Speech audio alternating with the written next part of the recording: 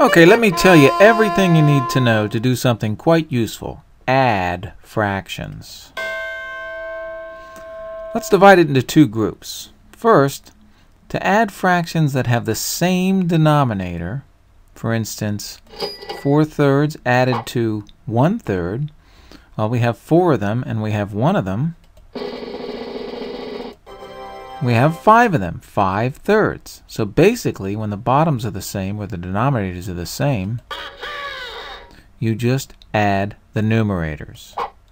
Now what about a problem like this? 7 over y plus 2 over y. I've got 7 of them, and I've got 2 of them, and together I've got 9 of them. So once again, I know that, dude. if the denominators are the same, you just add the numerators. Now if you have something like this, where the denominators are the same, as I said, you just add the numerators. But in this case, since you can't, you just write them, 3x plus 2. Okay? So basically the deal is, That's the fact, Jack. with similar denominators, all you have to remember is add or subtract the numerators. Now, the other type of problem, problems with different denominators, is going to require you to remember the identity element of multiplication and division. Who was that? The number 1. Anything times 1 equals itself. So you can multiply by 1 anytime you want in any form. Now what am I going to do? Well, consider that when we go to add fractions that don't have the same denominator, like these two. We're going to make them have the same denominator. Hey, that's just crazy enough to work. And then we already know how to do it. So why don't you fix it, meathead, huh? That's what I'm going to do. Let's fix these to have the same denominator. That same denominator is what we called before the least common denominator. In this case, now you learned how to find that, so we're going to assume you know how to find that. In this case, that will be 6. Now remember what we said, you're allowed to multiply by 1. I'm going to multiply, or note, to get that 6, that I multiplied the bottom of the first fraction times 2. Well, Played it for her, play it for me. Play it. if I do it to the bottom and to the top, I'm really multiplying by 1, aren't I? Well, let's make sure we do multiply it by the top. And I have an equivalent fraction, 8/6. It's worth the same amount, just has the same denominator. Now let's look at the next fraction. What did I multiply the 2 by to get the 6? I multiplied by 3. Played it for her, play it for me. I multiply the top by 3. I know you are, but what am I? In effect, I'm multiplying by 1, aren't I? 3 over 3, in various forms. Now, I have two fractions that have the same denominator, and I just add them and get 11/6. It's easy now. Ay, caramba! How about this one? Well, just because it has letters doesn't mean we're going to do anything different. Whoa! Don't be afraid. What we're going to do is make the denominators be the same. What is the least common denominator of 7a and 6a? Well, I need a 7, I need an a, and I need a 6. 42a. Now, how can I change that legally to 42a? I know I multiplied the 7a by 6. Played it for her, play it for me. I'll have to do a 6 to the top. In effect, multiplying by my buddy 1 and not changing the value. 15 times 6, I promise, is 90. Now in the other fraction, I multiplied the bottom by 7. Play it. I'll have to multiply the top by 7. I know that, dude. Because anything over itself is 1. So whatever you do to the bottom, do to the top, and everything's legal schmeagle.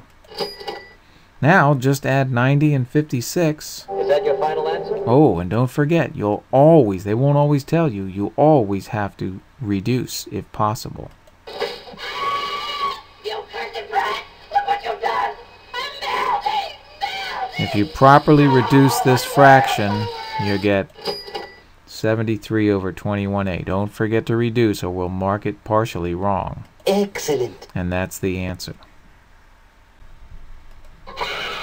This one's got two different variables. But we're going to do the same thing. We're going to change them to have the same denominator. Perhaps I could be of some assistance. The least common denominator of 3x squared and 5y. We need one of everything. It's going to be 15x squared y. And we're going to play the same game with 1. Who's new? Well, let's see. I multiplied 3x squared by 5y. Basically, I divided to find the 5y. And if I did it to the bottom, Play it. I have to do it to the top. And 2 times 5y is going to be 10y. And then in the other fraction, what did I do to go from 5y to 15x squared y? Who's new? Well, the 5 changed to a 15, so I had a 3. And that x squared came from nowhere. So I'm thinking 3x squared is what I multiplied by. And if I did it to the bottom, Play it. I have to do it to the top, thereby multiplying everybody by 1.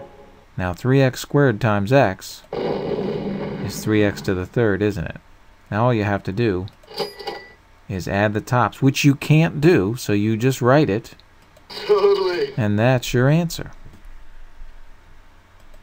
Excuse me, Professor Brainiac. Sometimes they get quite complicated. Usually the hardest part, I think, is finding the least common denominator.